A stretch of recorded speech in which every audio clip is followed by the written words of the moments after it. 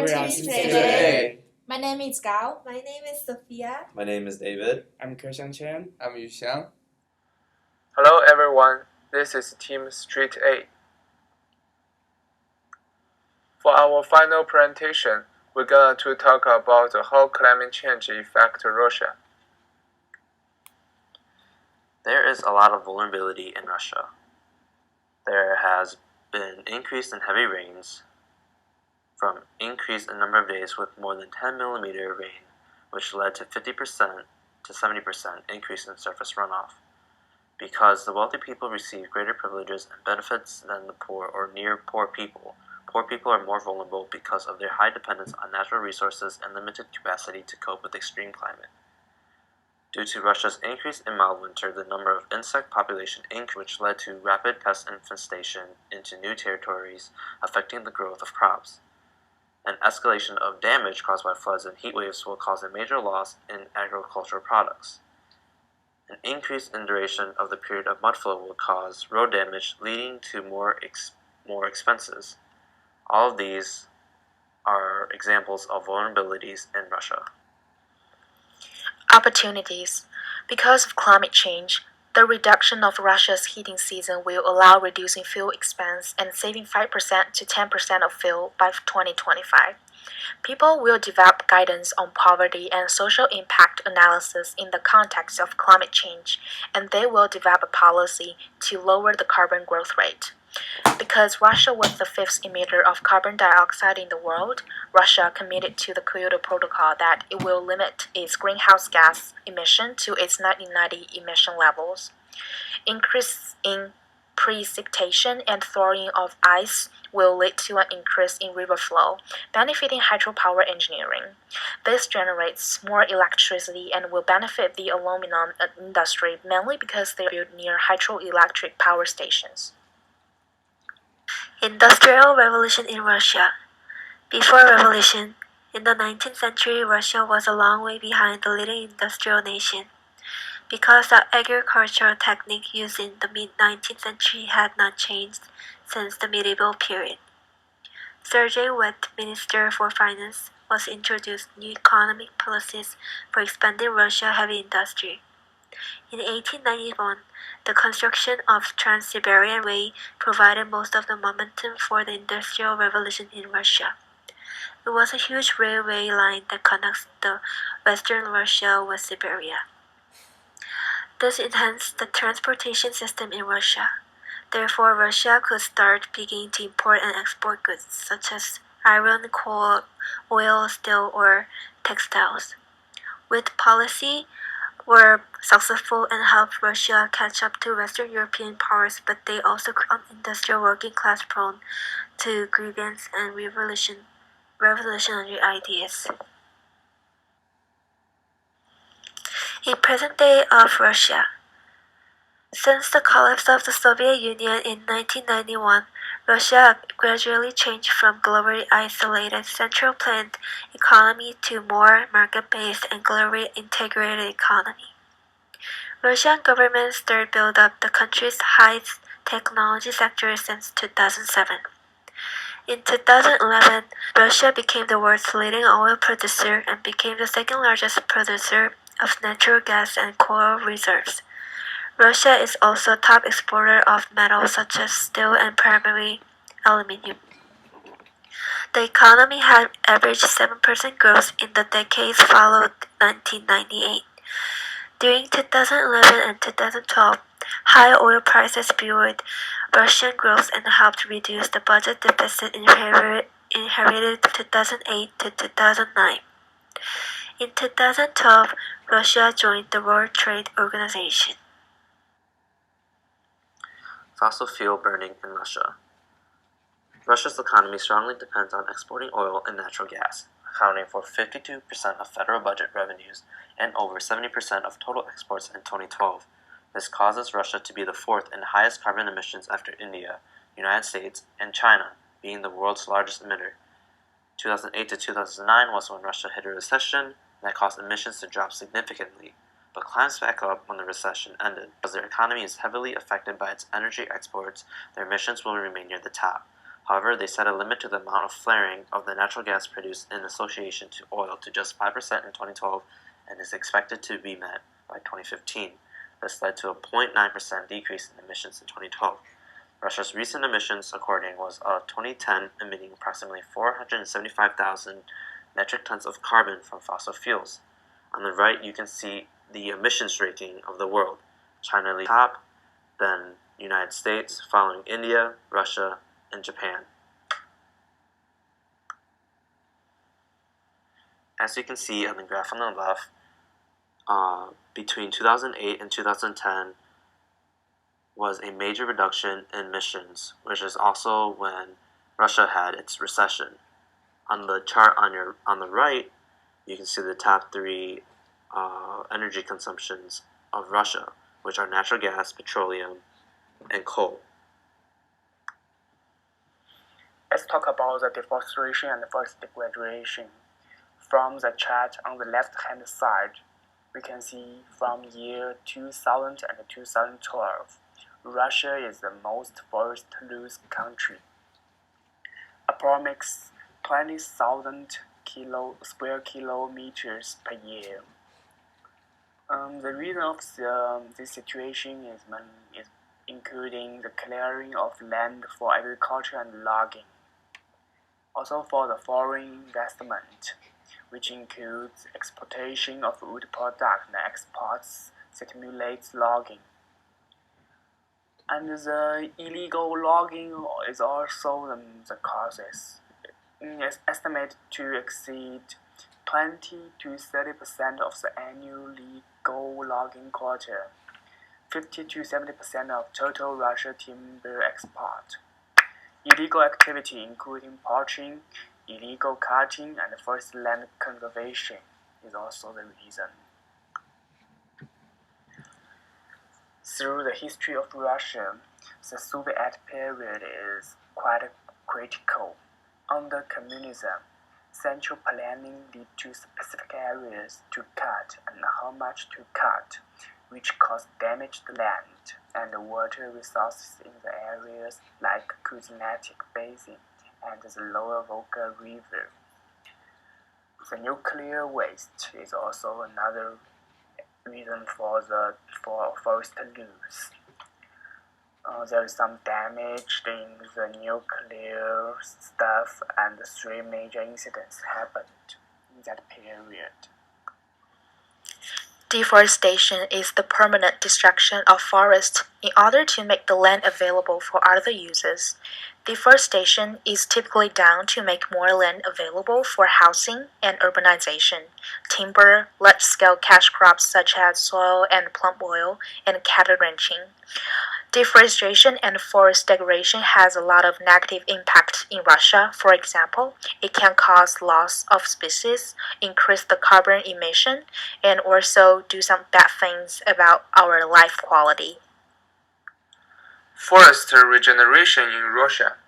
According to the current legislation, the State Forest Administration includes forest use, monitoring, and control activities, as well as protection and reforestation throughout the country. There are many departments such as Ministry of Natural Resources and Federal Forest Service, which provide protection and reforestation to the country. In the year 2001, almost 214 kilometers of forestry roads were constructed.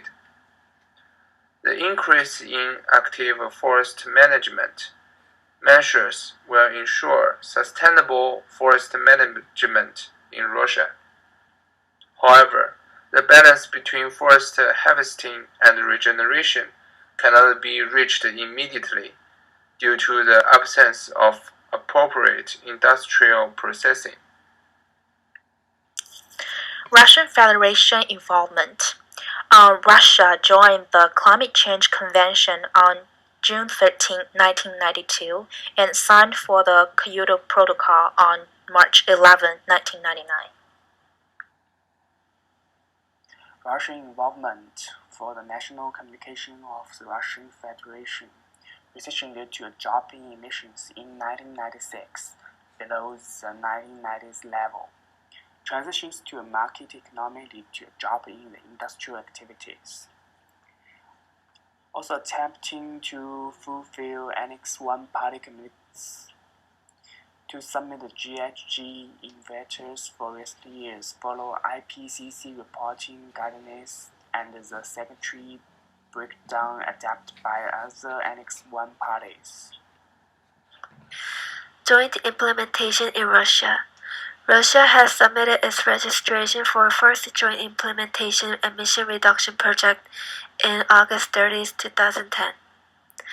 Joint implementation has an important role to play directly investment to emission reduction in industrialized countries. Joint implementation can be divided into two different projects. Under Track 1 project, the verification of emission reduction and issuance of emission reduction units are left up to the host country provided a series of eligibility requirements laid down by the parties to the Kyoto Protocol. Under Track 2 project, projects are subject to verification procedures supervised by the Joint Implementation Supervisory Committee. These are the Joint Implementation Project cast examples. Under Track 1 project, fuel switch at Yasuno-Sakansky combined heat and power plant. Energy efficiency improvement measure through modernization of cast iron production at Tula, Russia, and currently these are in progress. Under Track 2 project, in Moscow, Russia, the JI project was potential emission reductions of around 500 million tons of CO2, equivalent by the end of the first commitment period of the Kyoto Protocol in 2012. In Beacon Tiger Carbon Project, it demonstrated that projects dealing with reducing emission from forest degradation in terms of quality standards and finance mechanisms. It got great international attention as well as highest political support from both Russian and German government. One involvement Russia had was COP16. They recognized climate problem as a multifaceted one, and one effective solution was adequate accounting of the boreal forest as natural greenhouse gas sinks. Russia actively worked to counter climate change. They recognized the potential threats posed by global climate change to the people and economy of the country, as well as those of other states and regions of the world. Russia stated that they will continue to actively participate in all processes and with all parties without any exception which genuinely contribute to reducing anthropogenics on the climate. They will also not participate in the second commitment period of the Kyoto Protocol. However, they believe that it would be judicious to continue to use Kyoto Protocol market mechanisms, including in a new agreement. Russia also believes the second commitment as it stands now would be neither scientifically, economically, nor politically effective. Another involvement of Russia in UNFCCC is that they submitted an approach to 2015 agreement. The Russia stated that the new international legal instrument should adhere to all agreed principles of the UNFCCC without giving deference to any particular one. The use of market mechanism might considerably increase climate efforts' effectiveness. The commitment period of the new instrument should be sufficiently long for countries to implement needed socio-economic measures and introduce relevant technologies, that is, 10 years. The post-2020 climate regime new agreement should create incentives for all countries to implement climate measures and policies in an economically sound way. That is, for each country to set its own commitments pursuant to its level of socio-economic development, natural and geographical characteristics, and financial and technical capacity. Land use and forest should be duly accounted for when setting targets. Financial mechanism of the UNFCCC and Kyoto Protocol serves as the financial mechanism for the new instrument. Women are one of a vulnerable population in Russia. They are sharing large agriculture workforce in their country. They depend on the nature, drought, and rainfall force will make women work hard and live hard. In Russia, women bear the double burden of a job and family-raising responsibilities, which limits their mobility and increases their vulnerability to natural disasters. Inequality of women in Russia. Women have less income and education than men.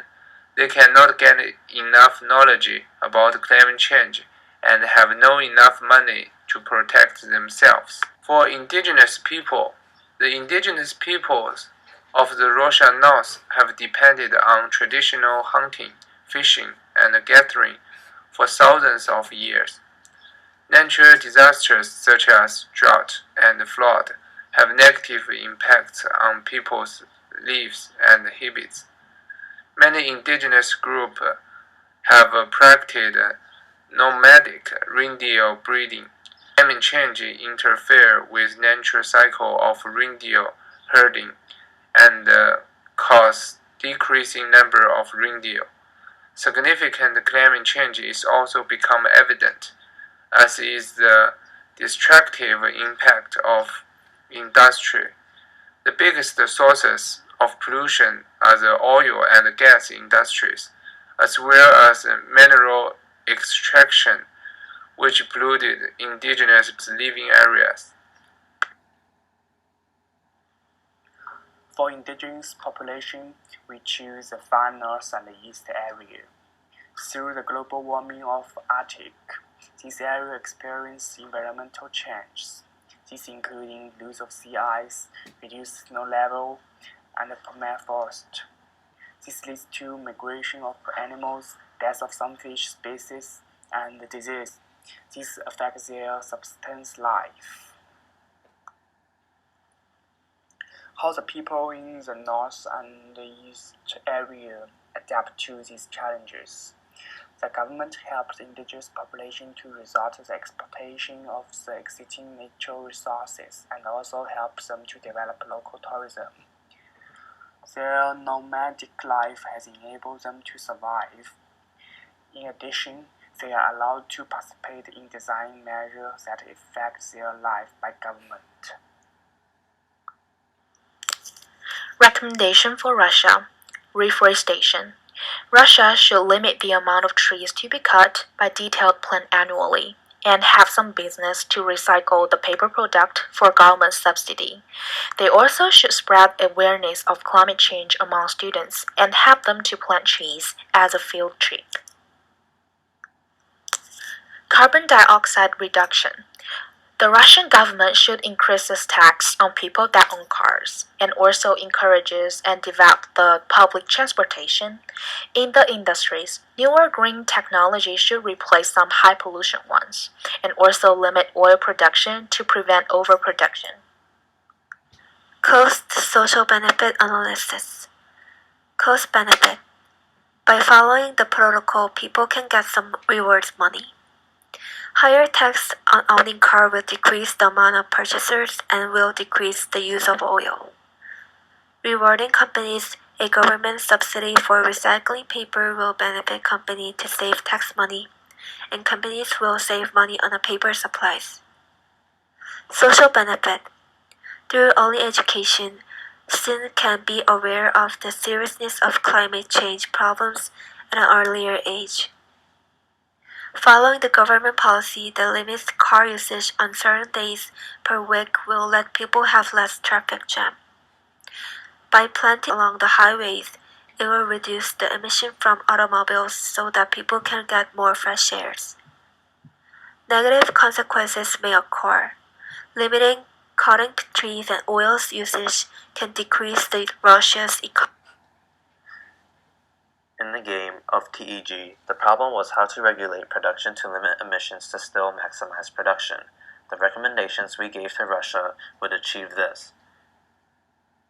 Here is the list of the recommendations we gave. Limiting amount of trees being cut to reduce emissions within businesses, limiting Russia's oil production to not overproduce, to reduce emissions, increasing tax on oil usage to limit business usage of oil, and spreading awareness of climate change will implement knowledge to the next generations to reduce emissions. In the pieces game, the problem was how to supply every country with food or fish to survive for the many rounds to come. Most of the countries were worried about eating the fish and not being able to invest, so they would eventually die. We came up with the idea that we should have better communication with other countries to allow everyone to strive successfully, and like our recommendations, for everyone to strive, we would need some government regulations. In the intergen game, the problem was how much to produce and how much to invest for the later generations to survive. We came up with these recommendations. First, we require industrial businesses to replace their most emission-releasing technology with newer, greener technology, which would allow future generations to be more efficient and more beneficial to the environment. Another recommendation was limiting the amount of production by limiting oil and cutting down of trees, which would help reduce emissions, and using the extra money to invest in future generations will help them be more successful.